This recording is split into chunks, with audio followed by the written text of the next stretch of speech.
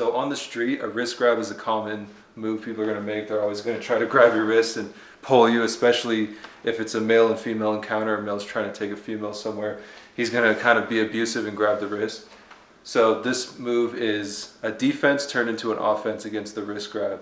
And it's actually inspired from a couple different martial arts. So what arts are these inspired from? So this is inspired from Qina, which is a Chinese martial art related to the Kung Fu arts, Shaolin Kung Fu, but it also has the Tai Chi, the taking ground, the principles that we're going to talk about, and then Aikijitsu, and like it's used in Hapkido and other arts like that. So like that's the combinations, and then we have our own stuff. Yeah. So it's going to be a unique combination of actually Chinese and Japanese martial arts. Yeah. And we're combining the principles and the techniques together, so it's one rotational flow from the wrist grab to the takedown. So the first part is going to be the attacker grabbing the wrist. So he grabs the wrist and he's trying to do whatever he's trying to do, maybe take you somewhere.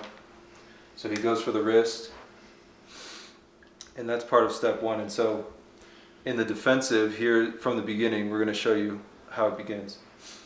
So the first thing you want to do is you want to get your base, because see, from your base, otherwise it's just a tug of war. So it's also in jiu-jitsu and many arts, you grab your base. Now if it was for him, he would just demonstrate a pluck a little bit, how you would kind of see. Now that is used, that's called Kai. That's from the Tai Chi Chuan arts, and we're using this as a defensive thing before he can do that to us. Meaning, first thing we want to do is we want to bend our knees and kind of do our own version of split, because he's in position to pluck, but we're actually defending with our stance. In jiu-jitsu, it's called get your base, right? Yeah. So we're dropping our weight down, getting heavy. We're going to come in, and when we come in, we also got to be aware, see, that he can punch. See, punch, we got to be aware if this is going to be ready to block as we come in. So it's not like we're just walking in there. If he punches, we're going to block. We're going to go into a figure four. Now as we do the figure four, this can be an arm break if we get it, but the main thing we're doing is we're twisting our wrists around into it's called a Nikyo in the Aikido arts, but it's just a wristband.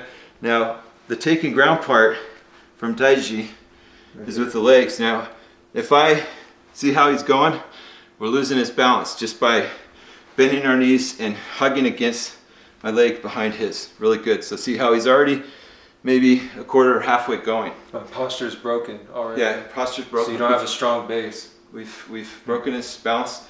Now we're going to sweep. We're going to do a front sweep.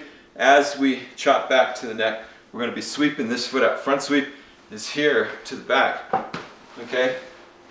We've got him here against the knee. This is it's a wrist twist. Okay, and it's a break. And then from there, so the arm is broken, then we're going to chop to finish. So you just saw the breakdown, and let's show you a full demonstration.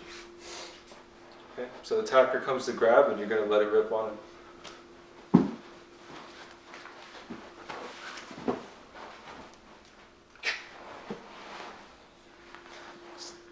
That's a wrap. Okay, good. There we go. Like a bow to each other or something. We could do Our bows is, yeah, we know we have our salutation.